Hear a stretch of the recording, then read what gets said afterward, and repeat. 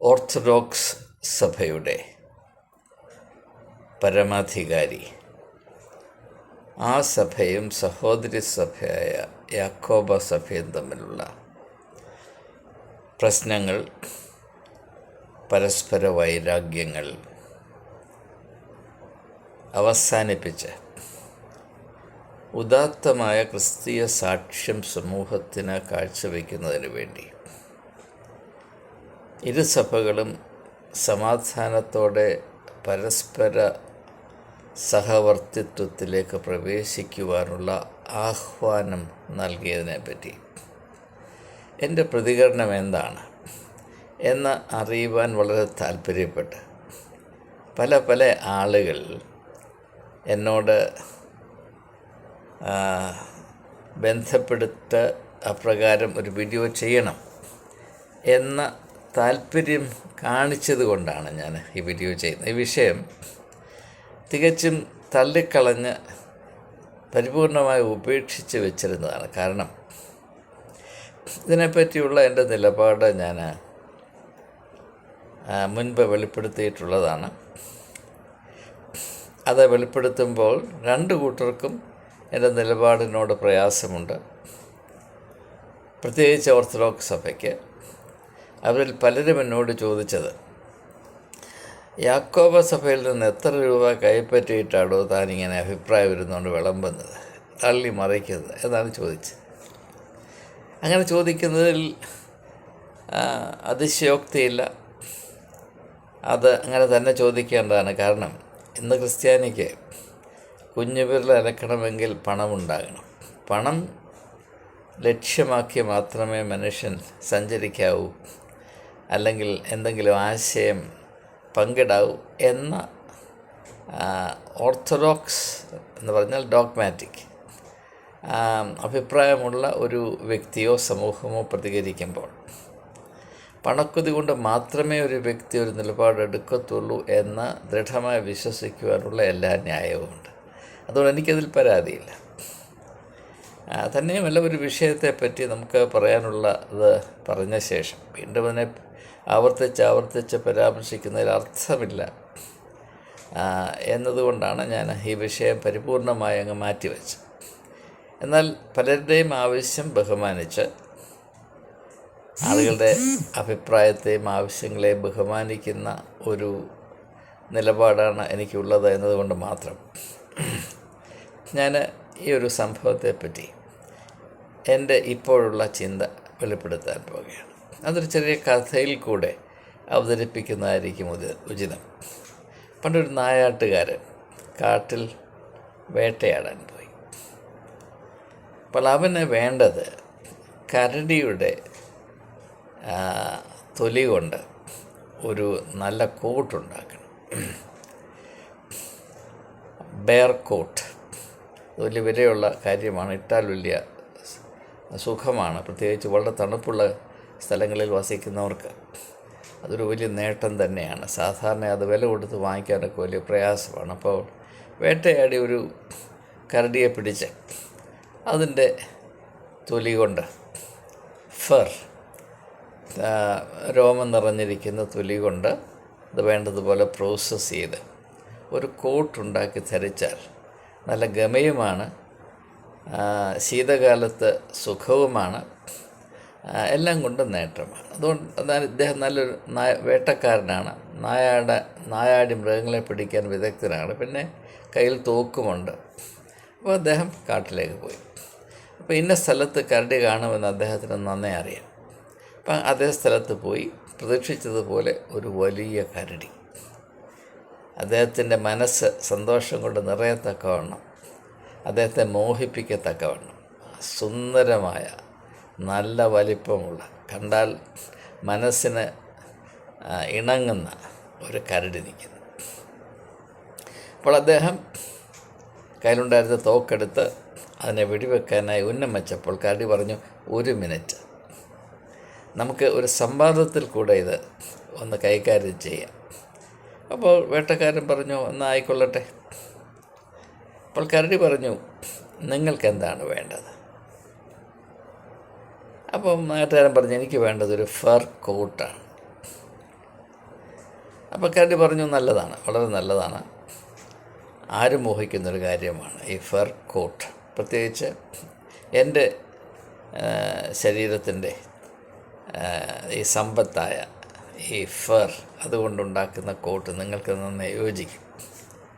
അപ്പോൾ അതുകൊണ്ട് നിങ്ങളുടെ അഭിപ്രായത്തെ മാനിക്കുകയല്ലാതെ എനിക്കൊരു മാർഗമല്ല. എന്നാൽ എനിക്ക് വേണ്ടത് ഒരു നേരത്തെ ആഹാരം മാത്രമാണ്. അപ്പോൾ നമുക്ക് രണ്ട് കൂട്ടർക്കും ഓരോരോ ആവശ്യമുണ്ട്. നിങ്ങൾക്ക് ഒരു ഫർ കോട്ട് വേണം, എനിക്ക് ഒരു ലഞ്ച് വേണം. ഇത് രണ്ടും നമുക്ക് സാധിക്കത്തക്കവണ്ണം ഈ ഒരു പ്രശ്നം പരിഹരിക്കാൻ നമുക്കൊന്നിരുന്ന് സംസാരിക്കാം എന്ന് പറഞ്ഞപ്പോൾ വേട്ടക്കാരൻ സമ്മതിച്ചു. അല്ല പറഞ്ഞാൽ ഈ കരടി പറയുന്നത് തികച്ചും ന്യായമാണല്ലോ. തൻ്റെ ആവശ്യങ്ങൾ മനസ്സിലാക്കുവാനും അതിനോട് സഹകരിക്കുവാനും വിശാല മനസ്കത കാണിക്കുന്ന കരടിയോട് സഹകരിച്ച് എനിക്കൊരു ഫെർക്കോട്ടെ ആവശ്യമുള്ളൂ, അത് നേടാമെങ്കിൽ എന്തുകൊണ്ടായിക്കൂടാ? ഒരു സംഭാഷണത്തിൽ കൂടെ, ഒരു ഡയലോഗിൽ കൂടെ പ്രശ്നം കൈകാര്യം ചെയ്യുന്നതാണല്ലോ ഉത്തമം. അതുകൊണ്ട് അദ്ദേഹം കരടിയുടെ കൂടെ ഇരുന്നു, സംഭാഷണം ആരംഭിച്ചു. പിന്നെ കഥ പറയുന്നത്, അല്പസമയം കഴിഞ്ഞ് രണ്ട് കൂട്ടരുടെയും ആവശ്യങ്ങൾ നേടിക്കൊണ്ട് കരടി എഴുന്നേറ്റ് പോയി. എൻ്റെ അർത്ഥം എന്നെ കേൾക്കുന്ന പ്രിയപ്പെട്ടവർക്ക് മനസ്സിലായി കാണുമെന്നാണ് ഞാൻ വിചാരിക്കുന്നത്. വേട്ടക്കാരൻ കരടിയുടെ വയറ്റിനകത്തും കരടി നല്ലൊരു ആഹാരം ലഭിച്ചതിൻ്റെ സന്തോഷത്തിലും നടന്നു. വേട്ടക്കാരൻ കരടിയുടെ വയറ്റിനകത്തായി കഴിഞ്ഞാൽ ന്യായമായും അവനൊരു കരടിയുടെ ഫർ കോട്ട് ഉണ്ടാകുമല്ലോ. കരടിയുടെ ഉള്ളിലല്ലേ. അപ്പോൾ നാട്ടുകാരന് കിട്ടേണ്ട ഫർ കോട്ട് അവന് കിട്ടി, കരടിക്ക് കിട്ടേണ്ട വളരെ സമൃദ്ധമായ ആഹാരവും കിട്ടി എന്ന് പണ്ടൊരു കഥ കേട്ടിട്ടുണ്ട്. അത് ഈ സമയത്ത് വളരെ അന്വർത്ഥമാണ് എന്നാണ് എനിക്ക് തോന്നുന്നത്. ഇപ്പോൾ ഓർത്തഡോക്സ് സഭയുടെ വിശുദ്ധ കാതോലിക്ക ഈ രണ്ട് സഭകൾ തമ്മിലുള്ള പരസ്പര സ്നേഹമസൃണമായ സഹകരണത്തിൻ്റെയും സഹവർത്തിത്വത്തിൻ്റെയും ദർശനം പ്രഖ്യാപിക്കുമ്പോൾ അതുകൊണ്ട് എന്താണ് ഉദ്ദേശിക്കുന്നത് എന്നുകൂടെ അദ്ദേഹം വെളിപ്പെടുത്തണം. നാം ഇപ്പോൾ സഹകരണം എന്ന ഒരു ആശയമെടുത്താൽ, വാക്ക് തന്നെ എടുത്താൽ, സഹകരണം ഒരുമിച്ച് പ്രവർത്തിക്കുന്നത് എന്നാണ്. ഒരുമിച്ച് പ്രവർത്തിക്കണമെങ്കിൽ അങ്ങനെ ഒരുമിച്ച് പ്രവർത്തിക്കുന്ന രണ്ട് വ്യക്തികൾക്കോ രണ്ട് സമൂഹങ്ങൾക്കോ രണ്ട് സഭകൾക്കോ വ്യത്യസ്തമായ അവരുടേതായ അസ്തിത്വമുണ്ടാകണം. Their separate and distinct identity. എന്നാലേ സഹകരണം സാധ്യമാകുകയുള്ളൂ. അപ്പോൾ യഥാർത്ഥത്തിൽ സഹകരണത്തിലും സഹവർത്തിത്വത്തിലും പരസ്പര സ്നേഹത്തിലും ഈ ഒരു ദീർഘനാൾ നീറിപ്പുകഞ്ഞിരിക്കുന്ന പ്രശ്നം പര്യവസാനിപ്പിക്കാൻ അദ്ദേഹത്തിന് താല്പര്യമുണ്ടെങ്കിൽ അദ്ദേഹം ചെയ്യേണ്ടത് ജസ്റ്റിസ് കെ.ടി. തോമസ് പറഞ്ഞ ആ ആശയം അതുപോലെ സസന്തോഷം സ്വീകരിക്കുകയാണ് ചെയ്യുന്നത്. അദ്ദേഹം എന്താണ് പറഞ്ഞത്? ഈ വിവാദത്തിലിരിക്കുന്ന ഓരോ സഭയിലും അവിടുത്തെ ആളുകളുടെ അഭിപ്രായം അറിയുക. ഒരു സഭയിൽ ബഹുഭൂരിപക്ഷം ആളുകളും യാക്കോബക്കാരാണെങ്കിൽ ആ പള്ളി അവർക്ക് വിട്ടുകൊടുക്കുക. വേണ്ട, ഒരു സഭയിൽ 40% ആളുകളെങ്കിലും ഓർത്തഡോക്സുകാരുണ്ടെങ്കിൽ, ഞാൻ പറയുന്നത് എൻ്റെ അഭിപ്രായം, ഓരോ സഭയിലും വോട്ടെടുത്തിട്ട് അതിൽ 40% ആളുകളെങ്കിലും ഓർത്തഡോക്സുകാരുണ്ടെങ്കിൽ ആ പള്ളി ഓർത്തഡോക്സ് സഭയ്ക്ക് കൊടുക്കാം. എന്നാൽ വിവാദത്തിൽപ്പെട്ടിരിക്കുന്ന പല സഭകളിലും ഓർത്തഡോക്സ് വിശ്വാസികളെന്ന് പറയാവുന്നവർ 5%-നും 10%-നും മധ്യമൊക്കെയാണ്. അവരുടെ പൂർവികന്മാർ അധ്വാനിച്ച് പിടിയേരി കൊടുത്ത് ഇല്ലാത്ത പണം ഉണ്ടാക്കിക്കൊടുത്ത് ത്യാഗബുദ്ധിയോടെ വളരെ കഷ്ടപ്പെട്ട് ദീർഘനാൾ അവരുടെ കണ്ണുനീരും പ്രാർത്ഥനയും കൊണ്ടുണ്ടാക്കിയ പള്ളി നമ്മുടെ ഇടയിൽ സമാധാനം ഉണ്ടാക്കുന്നതിന് വേണ്ടി അതെല്ലാം ഇങ്ങ് വിട്ടതാ. നിങ്ങൾ ഇല്ലാതായാൽ സമാധാനമാകും എന്ന് പറയുന്നത് മനുഷ്യൻ്റെ ബുദ്ധിയല്ല, കരടിയുടെ ബുദ്ധിയാണ്. അപ്പോൾ ഒരു സഭാ നേതാവിൽ നിന്ന് ഞാൻ കുറഞ്ഞ പക്ഷം യേശുവിൻ്റെ ആദർശം പോട്ടെ, കരടിയുടെ ബുദ്ധിയല്ല, മനുഷ്യൻ്റെ അല്പം മനുഷ്യത്വമുള്ള ബുദ്ധിയാണ് പ്രതീക്ഷിക്കുന്നത്.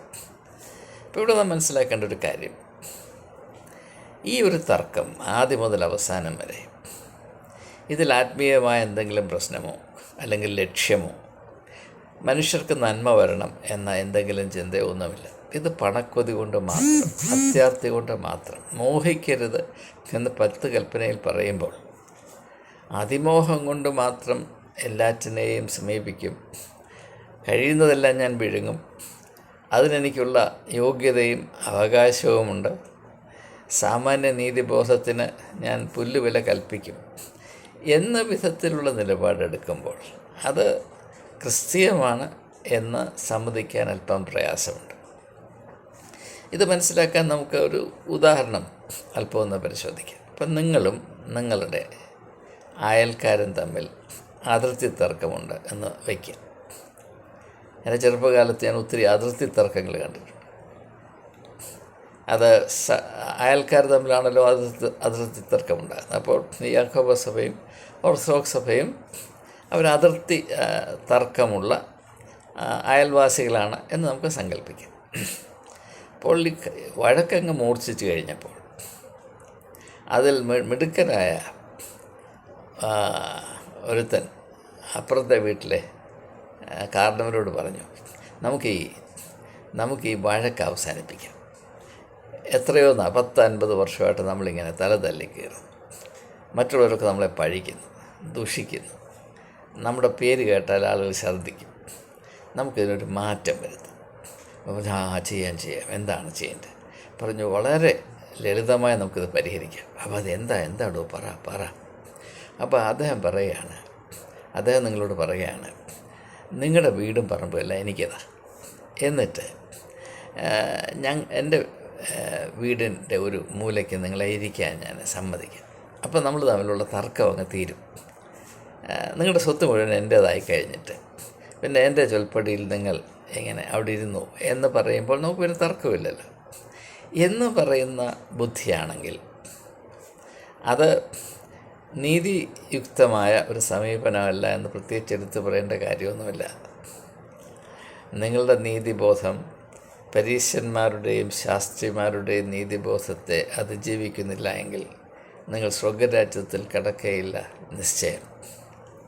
ആരെങ്കിലും നിങ്ങളോട് ഉടുപ്പ് ചോദിച്ചാൽ അവർക്ക് പുതപ്പും കൂടെ വിട്ടുകൊടുക്കുക.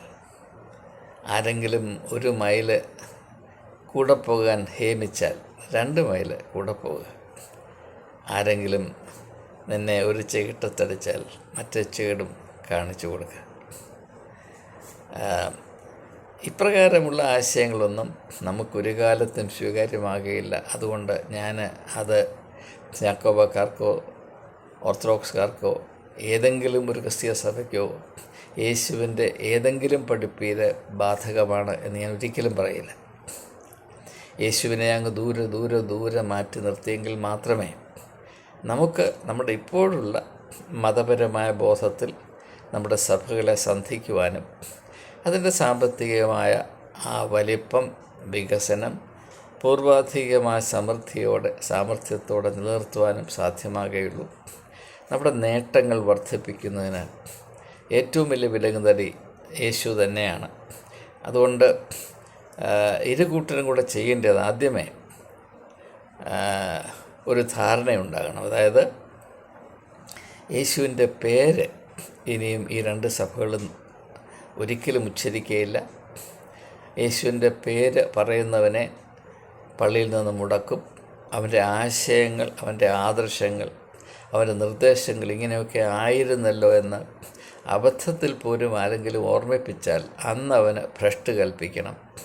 അങ്ങനെ ഒരു തീരുമാനമാണ് ആദ്യം എടുക്കേണ്ടത്. അതിനുശേഷം വേണം ഇപ്രകാരമുള്ള സമാധാന സംഭാഷണവും സൗഹാർദ്ദം ഒലിച്ചിറങ്ങുന്ന സഹകരണം, ഒരുത്തൻ മറ്റൊരുത്തനെ വിഴുങ്ങി അതിനുശേഷം ഉണ്ടാകുന്ന സഹകരണവും സമൂഹത്തിൻ്റെ മുമ്പിൽ അവതരിപ്പിക്കാൻ എന്ന ഒരു ചെറിയ എളിയ അഭിപ്രായം സാമാന്യ ബുദ്ധിയില്ലാത്ത ഈ ഏഴയ്ക്കുണ്ട്. ക്ഷമിക്കണം.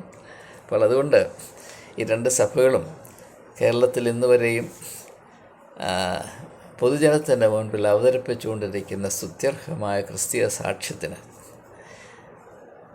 മനുഷ്യത്വമുള്ള എല്ലാവരുടെയും പേരിൽ ഹൃദയംഗമമായ നന്ദിയും ബഹുമാനവും അറിയിച്ചുകൊണ്ട് ഈ ഉള്ളവൻ തൽക്കാലം നിശബ്ദത പ്രാപിച്ചുകൊള്ളട്ടെ. ആമേൻ, ആമേൻ, ആമേൻ.